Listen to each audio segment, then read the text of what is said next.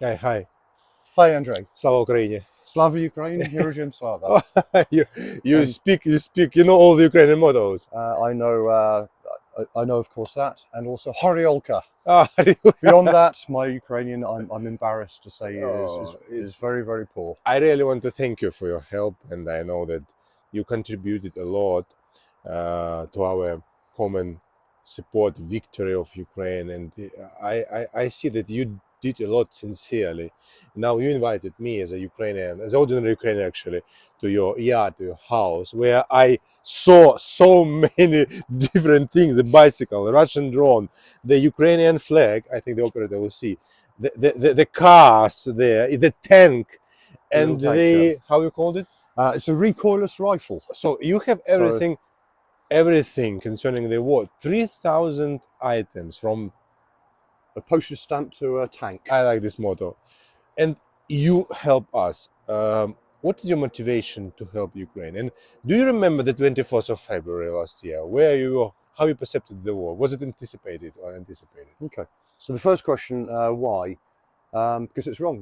It's completely wrong. It's an utter injustice.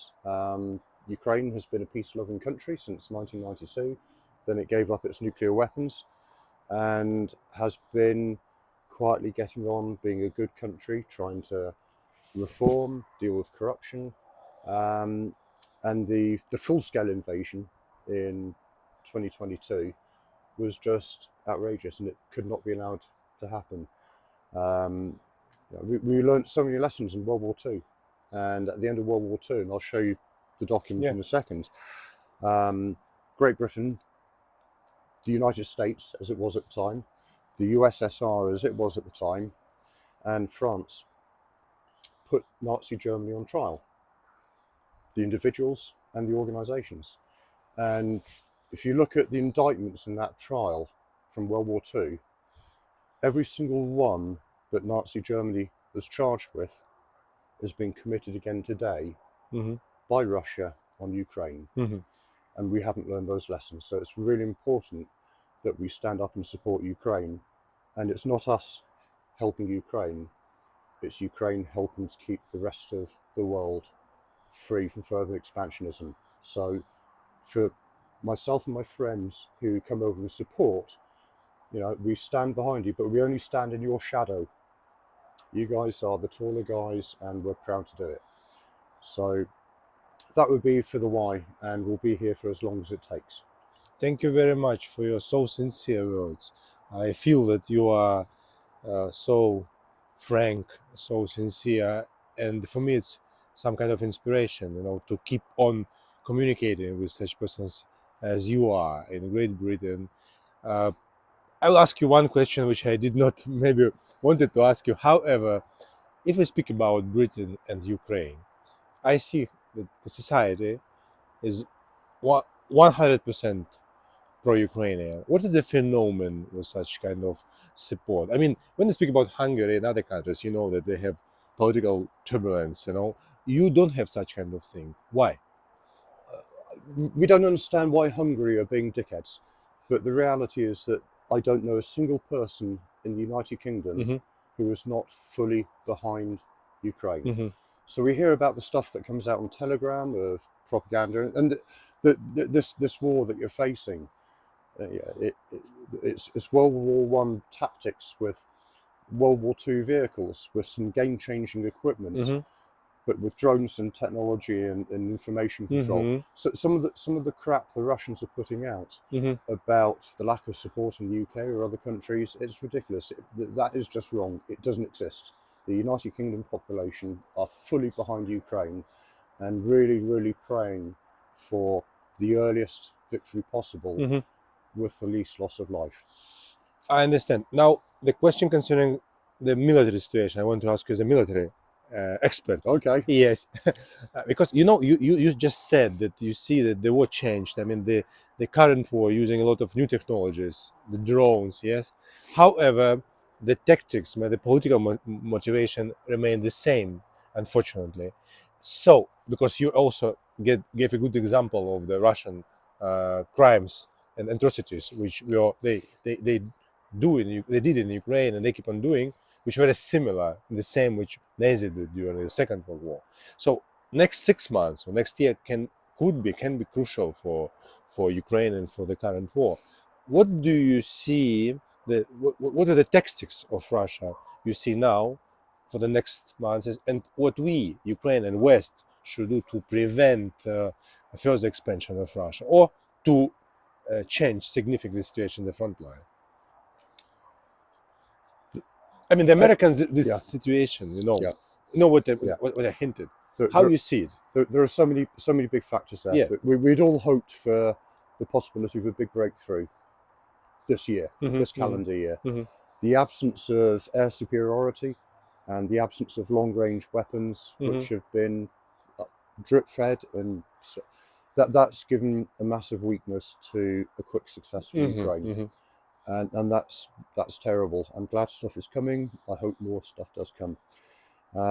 I think Russia have a very different value on the life of their armed forces compared to Ukraine. Ukraine are very judgmental and want to minimize any losses. Russia are happy to pile up the bodies. I think for Putin, who has no conscience, he is happy for it to drag out for as long as possible in the hope that support will dwindle. But I don't see that happening at all politically in the UK, and I don't see that happening in the US either. I just hope that we can increase that supply of equipment. I think one interesting factor will be Russia's clearly had an involvement with Israel, and Russia is clearly trying to provoke conflict elsewhere. And there was a very interesting statement from, I think it was the Chief of Defence Staff in Israel, towards Russia. We know you're behind this. We know you're part of it. We're going to sort this out, and then we're coming for you. I really, really hope that at some point in the near future, Israel becomes a strong ally of Ukraine, because they have some incredible equipment, and it won't come with half the caveats that NATO countries will apply on its use. This my last question concerning these things which you said just about the war, the allies with Israel, about the general situation, the front line. You're a collector. Your passion is collection of military items. And what do you think? What this war showed or changed? What do you think? What are the tendencies now? I mean, concerning the technology, what are the advantages of what is the peculiarity of the of wars of new period? I mean, the tanks remain the tanks, but they always modernized. So, who winning the war? The country. What the society and the country have to win the war? Technologies. I don't know what, because you see the evolution of the tools. China is the first country that's winning the war. They are selling to both sides. They are seeing every Western military lose some of its capability as it gifts it or donates it. And while they may not wish to exploit that at any time in the future, they see that as a strengthening of their potential position compared to everyone else.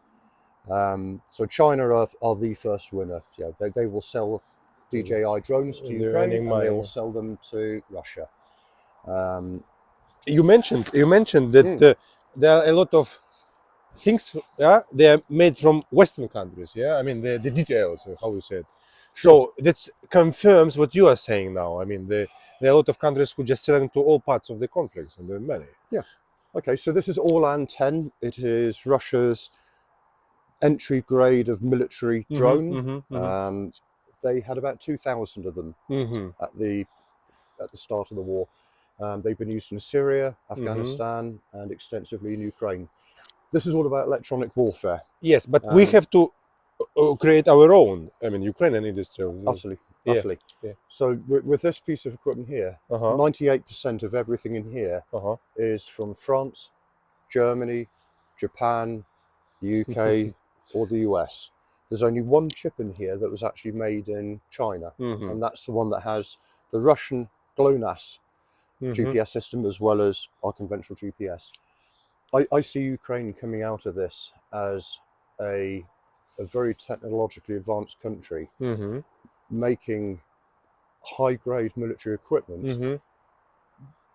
that only Ukraine has had the experience of understanding how to use it and the need and how to develop it, and being a very important part of supporting Western armies in the future. Thank you, thank you.